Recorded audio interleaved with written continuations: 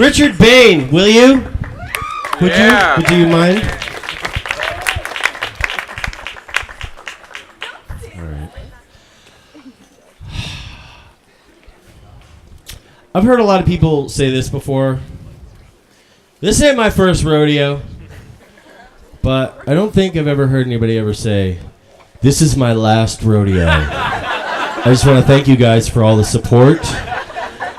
Over the last 17 years, we've had a good run, but this shall be my final rodeo.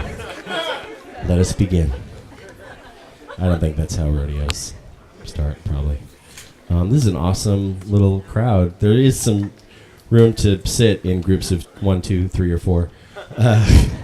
Sometimes if you're in like a crowded bar and you say to somebody like, hey, is it cool if I sit here? Sometimes people will say, go ahead, it's a free country.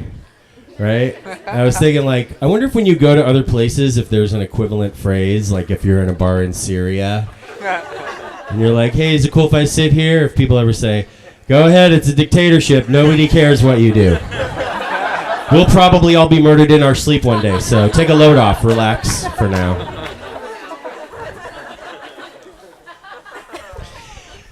Do you ever get a compliment that, or do you ever have somebody say something that seems like it should be a compliment, but it feels like an insult?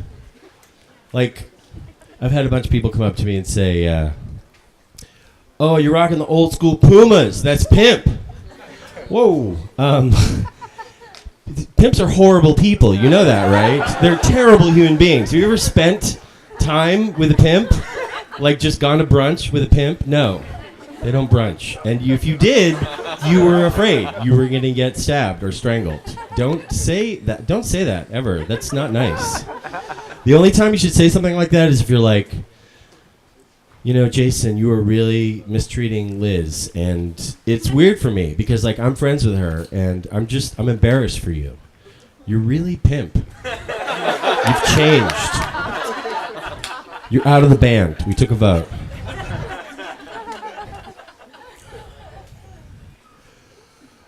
I've been kicking ass lately. But I keep forgetting to take the names. It is so important to take the names. Seriously, good record keeping is crucial in the ass kicking game.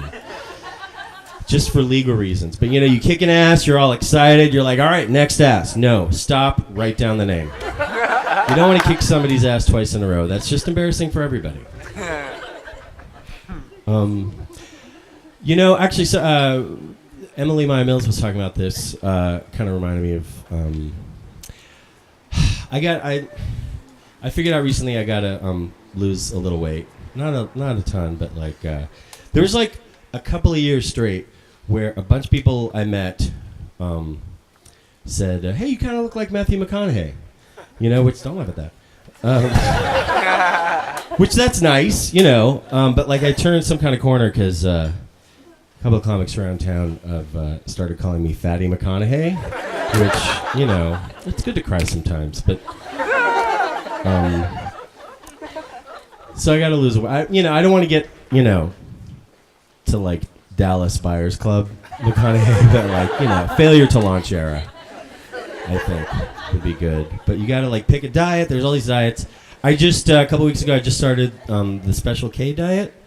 So every morning I get up, I eat a bowl of ketamine, and then I drink 6 ounces of absinthe, and then I don't eat anything for the rest of the day. I should say I don't remember eating anything for the rest of the day. Usually I'll trip really hard for an hour and a half, pass out, wake up 10 hours later, get up, weigh myself, pass out again. So it seems to be working. But there was a discussion and possibly use of pot earlier. At least discussion. Look, we've all got the cards. Listen.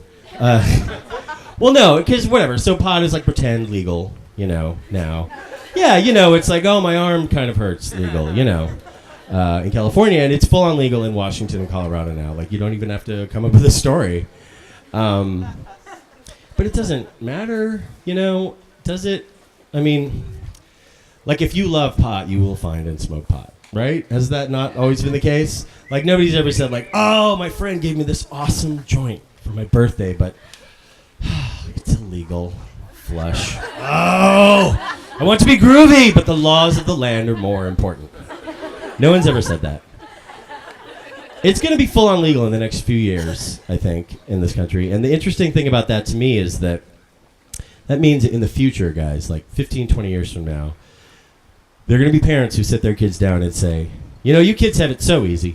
When I was your age, when we wanted pot, we had to call a guy. We could just go down to Costco and get a bunch.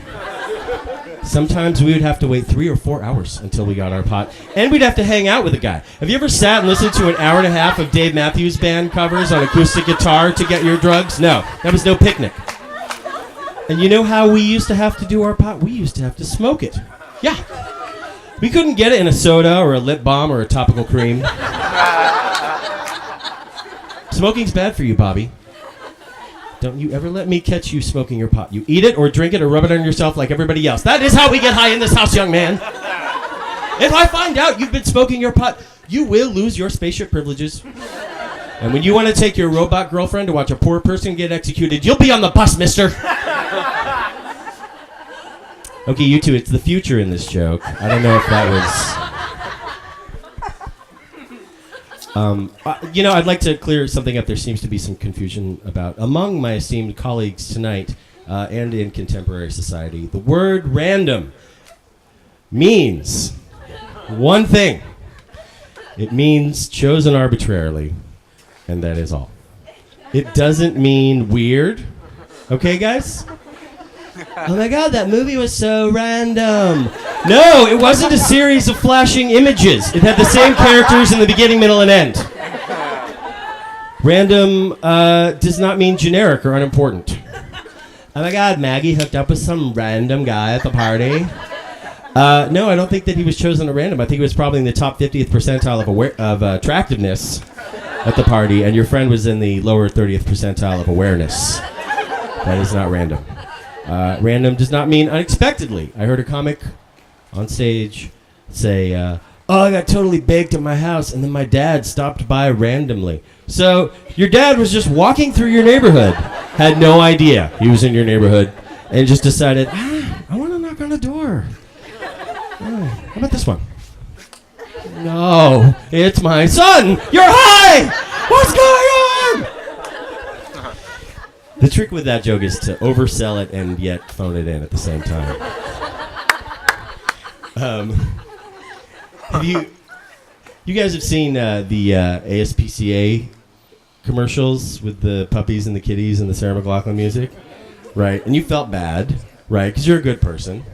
You know, it's hard to watch suffering like that and not feel bad, but I figured out why we don't have to feel bad when we see those commercials anymore, because, like, the way it's presented is that, like, okay, this is documentary footage of what is happening right now in shelters, right?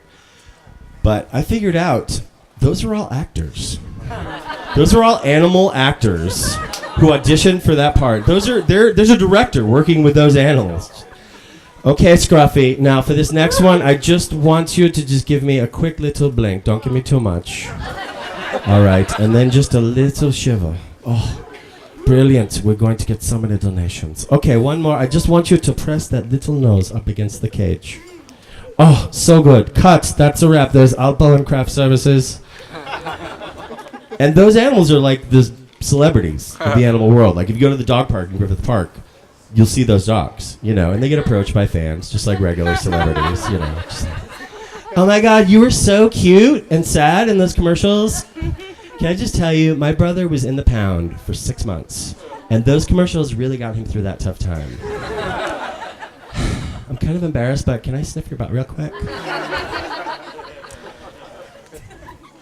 It goes to some of their heads, though, sometimes. You know, like they party a bit sometimes, you know, after they've hit it big, you know, and they get pretty heavy into dog cocaine.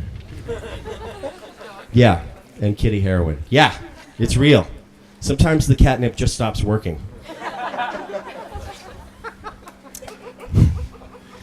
All right, I'm gonna get out of here. I mean, proverbially.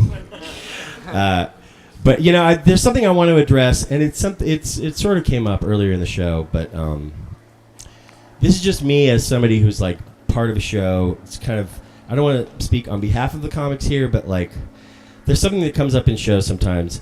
A lot of comics will make jokes about the size of their penis.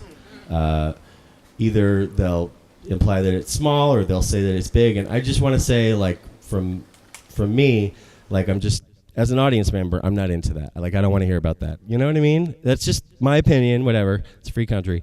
But I think it's just, I think it's because I'm jealous because I can't write a joke like that, you know, because I don't know my real size, just because my baby penis hasn't fallen out yet. And no, it's just, you know, I haven't lost my baby penis yet, and you know, when I do and I get my real one in, then we'll know more. But guys, you're being really mean right now.